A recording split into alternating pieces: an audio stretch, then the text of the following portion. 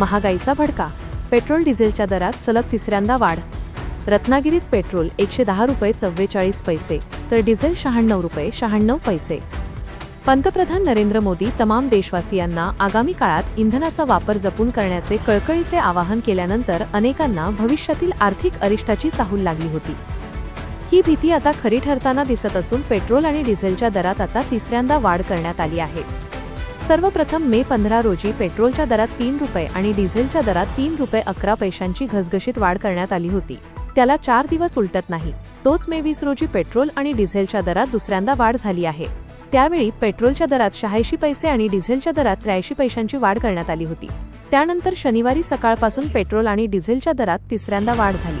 त्यानुसार पेट्रोलचा प्रतिलिटर दर 87 पैसे आणि डिझेलची प्रतिलिटर किंमत 91 पैशांनी वाढले आहेत. त्यामुळे रत्नागिरीत आता पेट्रोल 110 रुपये 44 पैसे तर डिझेल 96 रुपये 96 पैसे झाले आहे.